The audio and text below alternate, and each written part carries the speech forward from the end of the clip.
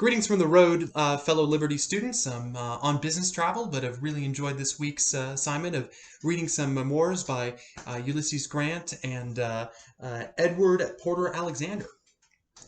So I feel that these memoirs allow the historical actors an opportunity to recount some significant events, reflect on their experience, and really provide a personal viewpoint.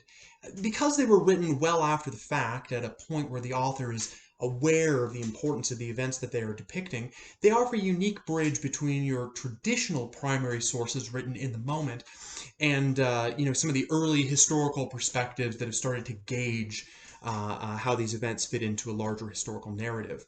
Both of the memoirs that we read provided a sort of humanizing, anecdotal set of accounts that gave us a feeling for the tenor of the war. You know, whether that's Grant's depiction of the soldiers' cry for hard tack,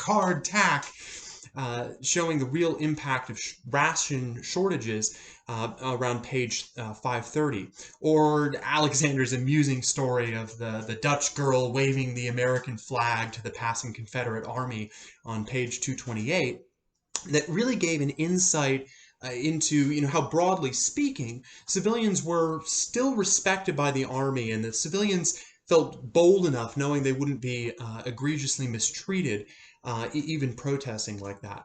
And those anecdotes make these really useful primary sources for understanding the feel of events.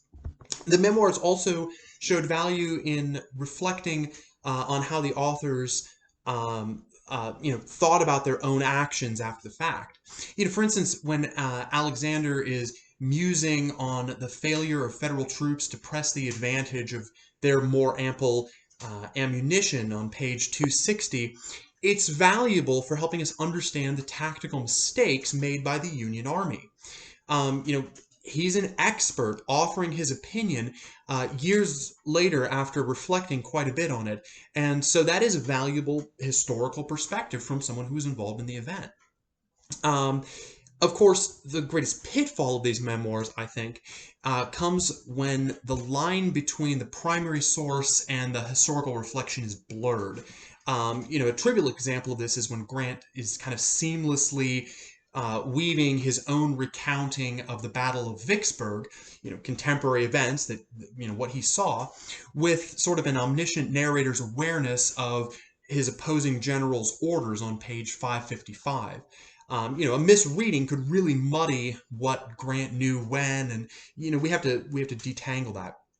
But a more serious detangling really has to happen when the feelings of the author, who is personally affected by these events, are merged into their historical perspective. For instance, when Alexander is kind of criticizing Meade on page 271 and then really lashes out at him on page 277, we have to ask, is his historical reflection being colored by the by the personal defeats that he had at the hand of Meade?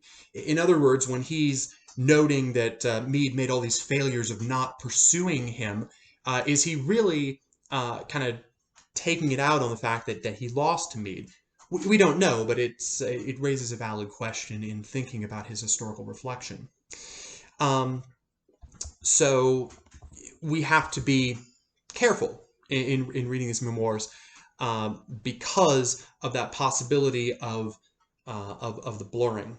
Nevertheless, the fact that they provide both important eyewitness accounts and an early kind of reflection of the actors themselves on how this fits into the bigger picture, I think they're a great source. But the onus is, of course, on us as historians to be aware, as we should always be in any source, of where personal ideas are coloring the perspective of events, and to be aware that they're, of course, putting their viewpoint forward, and that may be a biased view. So, what do you guys think? Let me know in your responses, and I look forward to reading them and responding to them with you. So, bye.